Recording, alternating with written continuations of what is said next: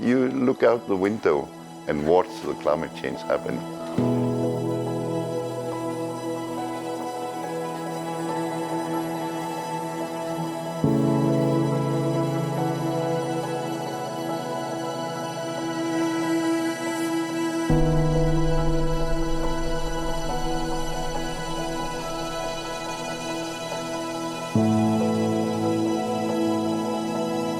I think Ilulissat is one of the most dramatic places in Greenland to see climate change because it has one of the largest glaciers in Ilulissat Ice Fjord, and it has some of the biggest changes.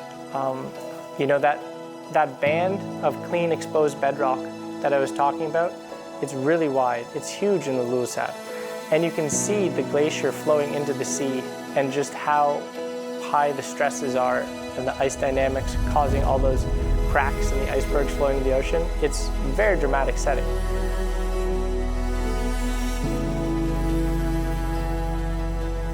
So when you stand on the fjord wall and you watch those icebergs slowly going into the ocean, you're watching about 1% of the global sea level rise contribution leaving Greenland and going into the ocean. It's one of the biggest point sources of ice loss from the ice sheet today.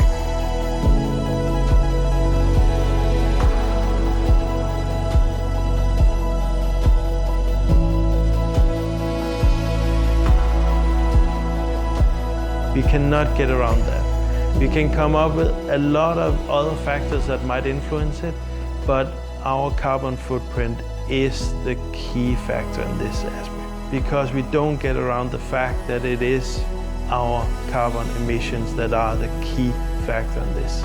How I feel about this is the clock has started, and the clock now is going much faster. We're constantly speeding it up. So what we're asking our kids to do is we want them to stop the clock. We have to stop it now, because by the time it gets to them, the clock will be way too fast. They won't have the time left to make a difference. We have the time now to make a difference. They won't. So I hope we actually do something so our future generations can walk on this beautiful glacier again. Those of us who study climate change, we think we have a pretty good idea of how it's happening and how it's happening faster than politicians are reacting. But an event like that comes and it's happening even faster than I think it should be happening, which makes me a little cautious about where we're going in the future. It's happening faster than we forecast at the moment.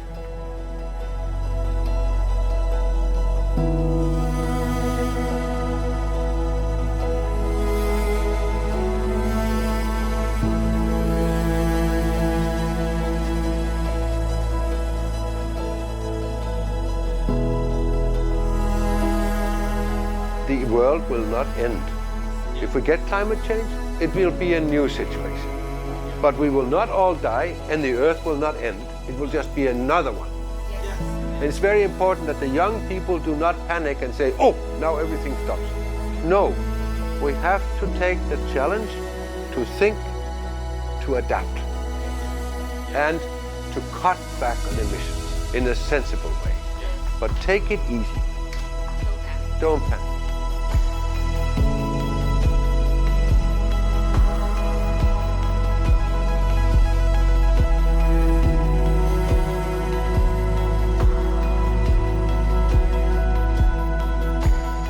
my message is very simple. Please, please, please stop burning fossil fuels and go on renewables.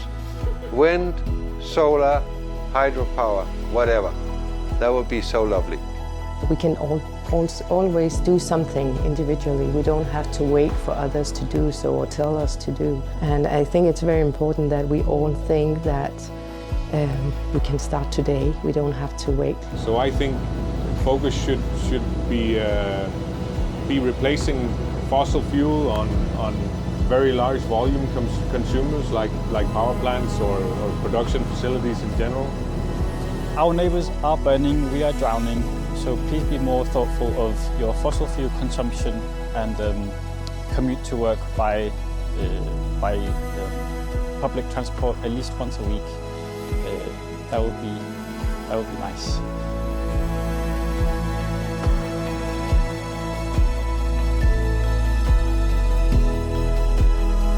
I would love to say that we would love to see more education about the climate changes and more connection between the different countries, generally in all of the countries, about the climate change that is happening now. Because after all, climate change is under children's rights. Every child has the right to live in good conditions. I have and quite big workshops where I have had all from local hunters to you know, and also representatives from the scientific community, and then all the relevant stakeholders, both national and international stakeholders, in relation to these issues, simply to discuss what are the important issues and how can we solve them together.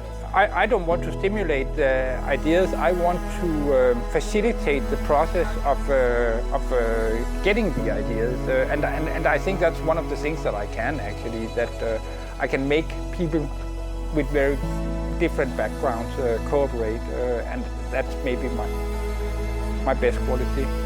解冻格陵兰采访纪录团队亲自造访11个城镇，与专家学者、政府官员、当地居民深度访谈。气候变迁已经是不争的事实，因应调适跟积极的付诸行动，才是我们每一位都必须面对的课题。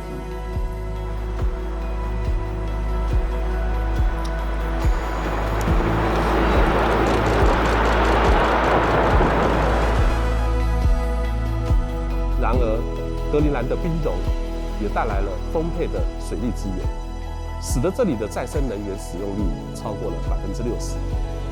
孩子们能在夏季的溪边开心玩水，变暖的洋流带来了丰富的渔业资源。从冰层中裸露的土地，有着更多的可供畜牧、耕种的农业发展机会。我大胆地预言，渐渐地，在北极的格陵兰将成为宜居的城市。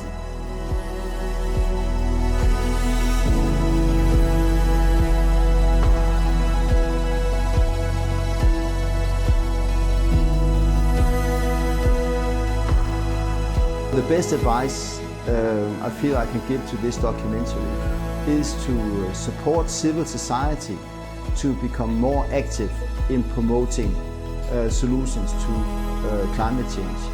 And I think there are two key roles that civil society can play. One is as voters, and put pressure on politicians and governments to be more aware of the impacts of climate change, and that we need to find solutions very soon to climate change.